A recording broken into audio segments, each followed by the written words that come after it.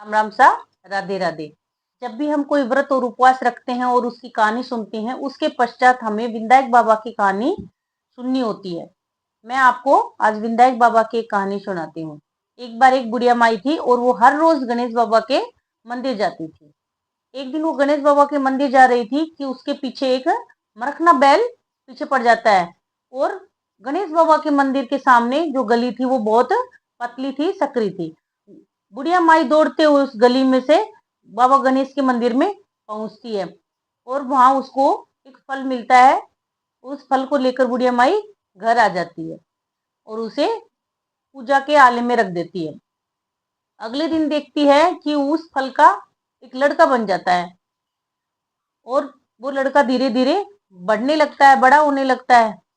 और जैसे वो पुत्र जवान हो जाता है, बुढ़िया माई उसकी शादी कर देती है। और वो हर रोज वैसे ही जैसे पहले जाती थी गणेश बाबा के मंदिर जाती रहती है। जैसे पुत्र जवान होता है वो उसकी शादी कर देती है, घर में बहू आ जाती है। बहू जो आती है वो अत्यंत संस्कारी होती है, खूब बुढ़िया माई की सेवा करती है, खूब घर का काम करती है और खूब प्रसन्न रहती है। बुढ़िया माई गणेश बाबा के मंदिर से आने के पश्चात हर रोज बड़बड़ाती रहती, मन ही मन बुदबुदाती रहती कि गली सकरी बैर मरकना गणेश बाबा के मंदिर में ना जाती तो ये सुख कहाँ से पाती। धीरे धीरे वो ऐसे बुदबुदाती रहती है। तो बहू सोचती है कि मैं पूरे दिन घर का काम करती हूँ, खूब सेवा पानी करती हूँ, उसके पश्चात भी माँ पता नहीं क्या बड़बड़ाती रहती है। इस प्रकार की बात वो अपने पति को बताती है। तब बुढ़िया माई का वो बेटा है, वो अपनी माई से पूछता है कि हे माई, क्या आपको ये बहू पसंद नहीं है? आप पूरे दिन क्या बड़बड़ाते रहते हो?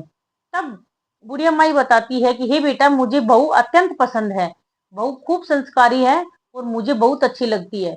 लेकिन मैं तो उस गणेश बाबा का शुक्रिया अदा करती रहती हूँ कि एक दिन जब मैं गणेश बाबा के मंदिर जा रही थी, मेरे पीछे वो मरकना बैल हो जाता है और उस सकरी गली से मैं गणेश बाबा के मंदिर गई। तब मुझे फल मिला और उस फल से आप हुए, आप मुझे पुत्र के रूप में प्राप्त हुए और पुत्र की बहू आई और मुझे बाबा गणेश ने ये सुख दिखाया। ये बात मैं बड़बड़ाती रहती हूँ कि गली सकरी बैल मरखना गणेश बाबा के मंदिर ना जाती तो ये सुख कहाँ से पाती।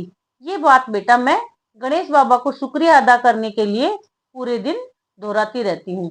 हे गणेश बाबा, जैसा फल आपने उस बुढ़िया माई को दिया वैसा आपकी कहानी सुनने वाले एवं सुनाने वाले सभी को देना। जय गणेश।